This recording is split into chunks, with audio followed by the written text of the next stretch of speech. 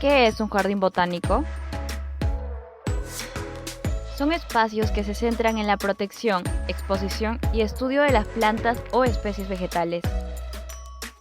¿Cuál es el propósito del jardín botánico?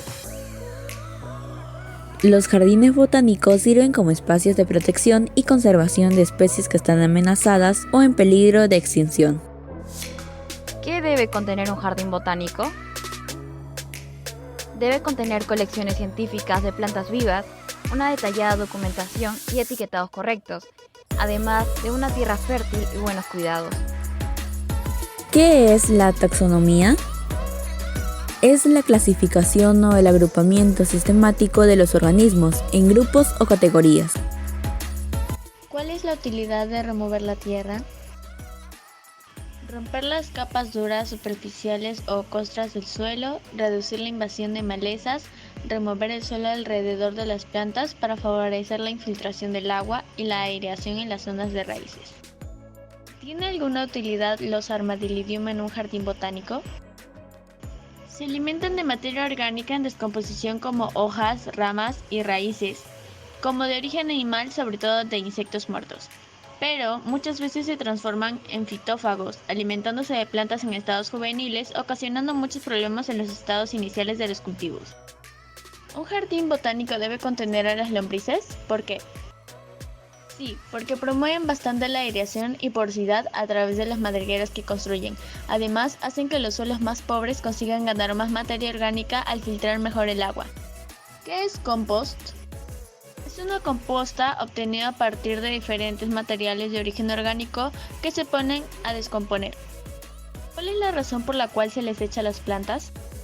La primera razón es que podemos aprovechar los residuos orgánicos. Además, gastaremos menos fertilizantes y menos agua.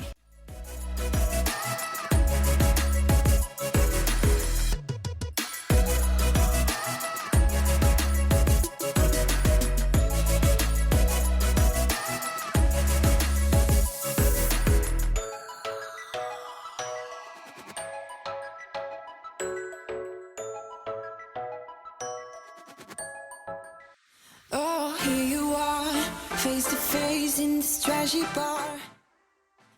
Antirrhinum majus, Dragonaria o dogo y llamada en inglés como Snapdragon Plant, pertenece a la familia de las plantagináceas y es originaria de la cuenca del Mediterráneo. Su principal característica son sus flores agrupadas en racimos que le dan esa imagen tan romántica y hermosa.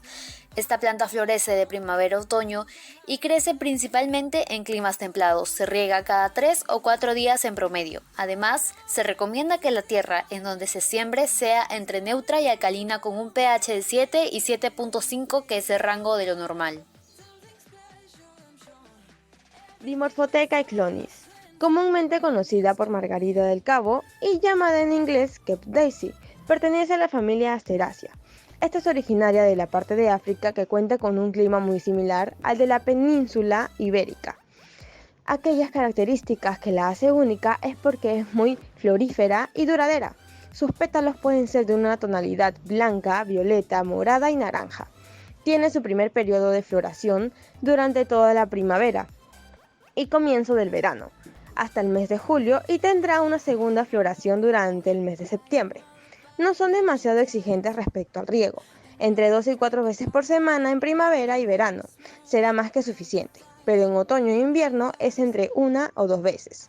Es muy recomendable que se implanten en una tierra con pH de 7 a 7,5.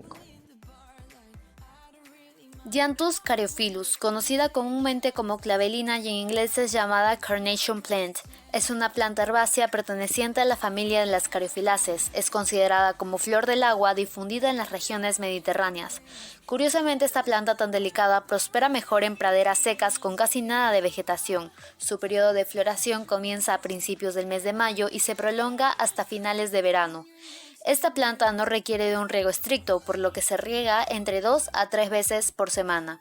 Además, es recomendable plantarlas en tierras en donde el pH sea de 6.5 a 7.5.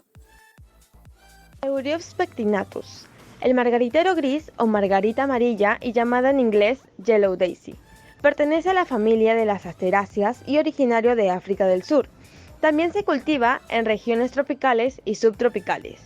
Esto se caracteriza por ser muy decorativa, que como flor cortada también se conserva durante bastante tiempo y que puede llegar a alcanzar el 1,5 metros de altura. Su época de esplendor es en primavera y hasta la llegada del verano. El riego no suele ser un problema, aguanta sequías pero prefiere la hidratación constante para mantener su floración. En el otoño, una vez a la semana será suficiente y dobla su riego en verano. Se recomienda plantarlas en tierras neutras de alcalina y con pH de 6,5 a 7. La tierra, ¿qué pH debe tener para su óptimo desarrollo de la planta?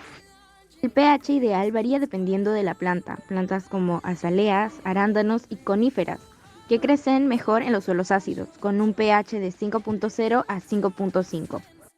Y otros tipos de plantas, como la mayoría de los vegetales, césped y ornamentales, crecen muy bien en suelos moderadamente. Una porción de tierra, ¿qué características presenta? Una región es una porción de tierra que tiene características similares en su clima petrofísico, en la población, en la economía, cultura y costumbres. ¿Por qué los pétalos de las flores y las hojas no se deshidratan aún haya un inclemente sol?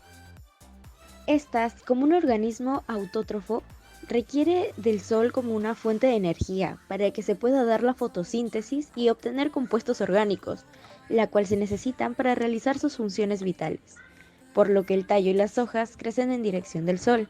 Además que si las plantas no reciben la cantidad necesaria de luz, su crecimiento será más lento.